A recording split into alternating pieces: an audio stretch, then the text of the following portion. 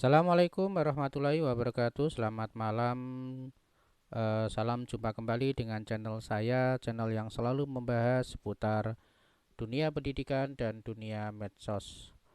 Baik, Bapak Ibu, pada edisi malam hari ini saya akan menyampaikan atau berbagi informasi tentang wawasan dan pengetahuan, yaitu tentang cara mengoptimalkan proses pembelajaran, yang mana di sini adalah gaya belajar anak yang efektif dan menyenangkan. Pada video sebelumnya di sana saya sudah membahas yaitu tentang strategi ya, gaya belajar. Nah, di sini adalah cara mengoptimalkan. Nah, tentunya kita harus bisa mengoptimalkan dari pembelajaran utamanya untuk Bapak Ibu guru di satuan pendidikan untuk memaksimalkan target materi kita sehingga tepat sasaran. Ini adalah sebagai tujuan pembelajaran di satuan pendidikan Bapak Ibu. Baik, sebelum saya lanjut tentunya seperti biasa kita dengarkan intro yang satu ini.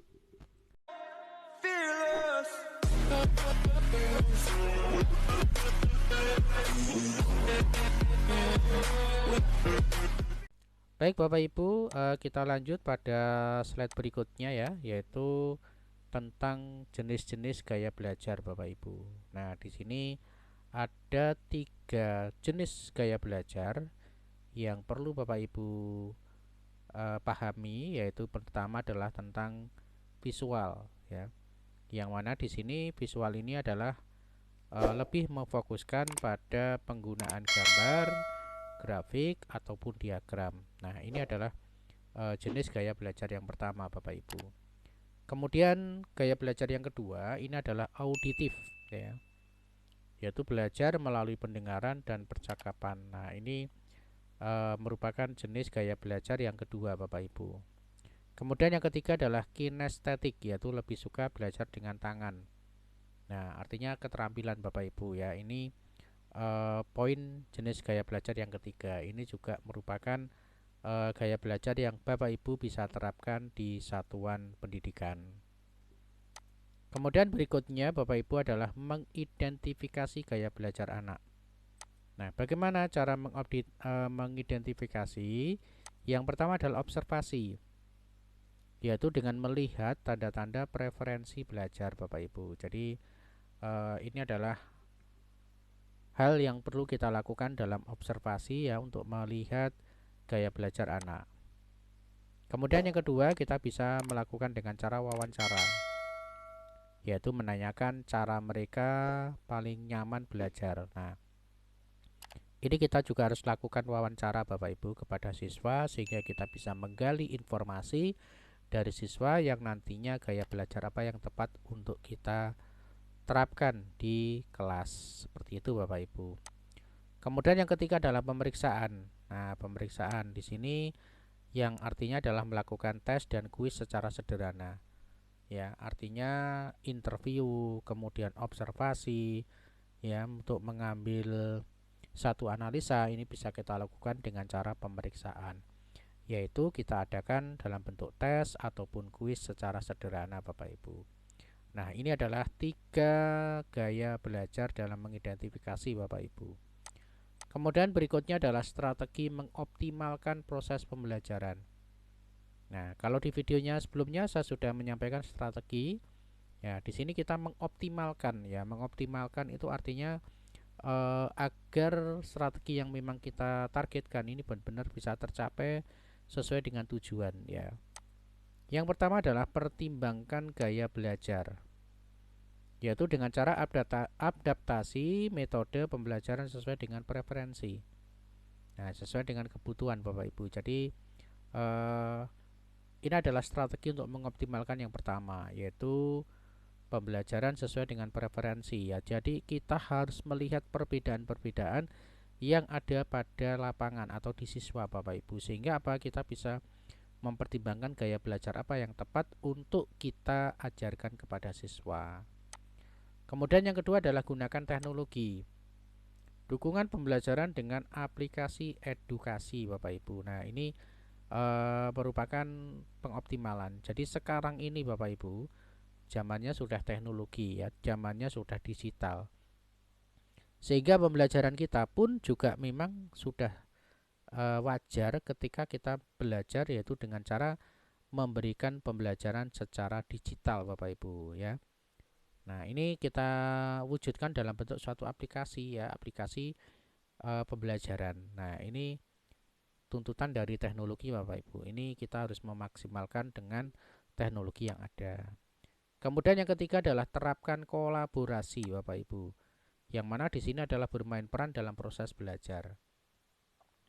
Nah, ini perlu Bapak Ibu ya. Jadi bermain peran dalam proses belajar. Jadi kita perlu melibatkan siswa kita di dalam penyampaian materi, yaitu dengan cara berperan ya, bermain peran Bapak Ibu ya, sehingga di sini tentunya bisa mensupport dan proses pembelajaran. Nah, ini tiga hal ini untuk mengoptimalkan daripada proses pembelajaran. Oke Bapak Ibu, sebelum saya lanjut, tentunya buat yang baru saja bergabung di channel ini, jangan lupa ya support dan dukung terus channel ini dengan cara klik subscribe, kemudian bunyikan notifikasinya agar tidak ketinggalan dengan video-video terbaru dari saya. Dan saya ucapkan terima kasih buat yang sudah melakukan subscribe. Oke, kita lanjut Bapak Ibu, yaitu tentang aktivitas menyenangkan untuk setiap gaya belajar, yaitu visual, yaitu dengan pusel dan mewarnai. Nah, ini adalah aktivitas-aktivitas Bapak Ibu yang bisa Bapak Ibu terapkan di dalam pembelajaran, dan ini sifatnya sangat menyenangkan sekali buat anak Bapak Ibu. Ya, jadi yang pertama adalah pusel dan mewarnai. Pusel itu permainan Bapak Ibu, game ataupun permainan. Sehingga apa, ini mewujudkan siswa dalam belajar tidak bosan Bapak Ibu. Nah, ini adalah contoh yang pertama, gaya belajar yang pertama yang perlu Bapak Ibu bisa terapkan. Kemudian yang kedua adalah auditif, menyanyi dan mendengarkan lagu. Nah, ini salah satu contoh Bapak Ibu aktivitas yang menyenangkan ya, yaitu dengan menyanyi dan mendengarkan lagu Bapak Ibu. Nah, ini bentuk daripada aktivitas yang bisa mensupport daripada siswa. Kemudian yang ketiga adalah kinestetik, berpartisipasi dalam permainan fisik. Jadi kita memberikan satu permainan dalam pembelajaran sehingga melibatkan seluruh siswa untuk berpartisipasi di dalam proses pembelajaran. Dan ini yang kita sebut dengan kinestetik. Ini adalah aktivitas gaya belajar yang menyenangkan buat siswa Bapak Ibu. Ya, ada 3 kelompok atau jenis aktivitas. Kemudian berikutnya adalah membangun lingkungan belajar yang efektif. Ini ada 3 ya, pencahayaan. Gunakan lampu yang cukup terang ya, kemudian organisasi ruangan. Ruangan struktur dan rapi, dan kenyamanan, yang artinya pastikan kursi dan meja yang nyaman. Nah, di sini Bapak Ibu, selain kita berfokus pada materi, tentunya lingkungan, sarana, atau yang ada di kanan kiri kita atau yang ada di area sekitar kita, ini juga perlu mendukung Bapak Ibu ya. Baik itu pencahayaan ya, jadi di kelas itu kalau misalkan gelap ya, lampu kurang terang atau mungkin ventilasi kurang banyak ya, sehingga sinar masuk ini tidak cukup ya, sehingga juga akan mengganggu aktivitas dalam belajar, sehingga perlu kita perhitungkan untuk pencahayaan di dalam kelas. Kemudian organisasi ruangan, ini ruangan terstruktur. Nah, ini juga perlu kita perhitungkan. Jadi kita harus ruangan itu dalam keadaan rapi ya, tertata dengan baik. Nah, ini tentunya juga sangat mendukung sekali dalam proses pembelajaran. Kemudian kenyamanan, yaitu pastikan kursi dan meja yang nyaman. Nah, ini juga harus kita perhitungkan Bapak Ibu, karena sebagai sarana pendukung dalam proses pembelajaran. Jadi kita harus memastikan kursi dan meja itu nyaman ya. Karena ketika siswa ini tidak mendapatkan tempat duduk ya, otomatis ini akan menjadikan tidak nyaman di dalam mengikuti proses pembelajaran. Nah, yang terakhir adalah kesimpulan dan rekomendasi Bapak Ibu. Apa yang bisa kita simpulkan? Yang pertama adalah refleksi reguler, yaitu senang diingat kembali Bapak Ibu. Jadi ini adalah proses pembelajaran atau metode gaya belajar siswa ya, yang salah satunya adalah senang untuk mengingat kembali dari materi yang kita berikan. Kemudian yang kedua adalah partisipasi orang tua. Jadi sekali lagi Bapak Ibu, dalam pembelajaran ini tentunya kita tidak terlepas dari partisipasi orang tua. karena partisipasi dan peran orang tua ini juga sangat mendukung dalam proses pembelajaran anak Bapak Ibu.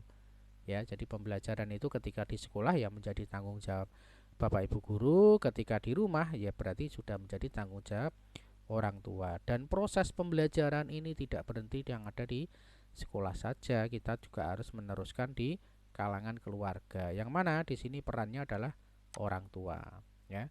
Jadi dukungan orang tua ini sangat penting Bapak Ibu. Kemudian yang ketiga adalah fleksibilitas, yaitu sesuai pendekatan jika diperlukan. Nah, tentunya Bapak Ibu untuk menetapkan sebuah gaya pembelajaran yang tepat, untuk menerapkan strategi metode pembelajaran yang tepat, dan bagaimana sikap penyampaian materi kita tentunya dengan cara pendekatan-pendekatan yang sudah kita lakukan sebelumnya Bapak Ibu. Baik itu tadi melalui observasi ataupun melalui evaluasi dan lain sebagainya, yang tentunya ini adalah orientasinya agar kita bisa mengajar tepat sasaran Bapak Ibu. Jadi pada judul yang pertama di sini kita kasih judul yaitu tentang mengoptimalkan proses pembelajaran. Oke Bapak Ibu, demikian semoga bermanfaat, dan tentunya sekali lagi jangan lupa ya buat yang baru bergabung di channel ini untuk klik subscribe, kemudian bunyikan notifikasinya agar tidak ketinggalan dengan video-video terbaru dari saya. Dan jangan lupa Bapak Ibu, di setiap video saya yang sudah mampir mohon untuk bisa komentar, memberikan saran, masukan, ataupun yang memang bernuansa positif bagi Bapak Ibu guru yang lain, ataupun bagi siswa yang menonton video ini, ataupun siapa saja yang menonton Bapak Ibu. Tentunya apa yang saya berikan dengan niatan agar bisa bermanfaat buat teman-teman dan Bapak Ibu guru yang lainnya. Baik, terima kasih. Semoga bermanfaat. Saya akhiri. Assalamualaikum warahmatullahi wabarakatuh.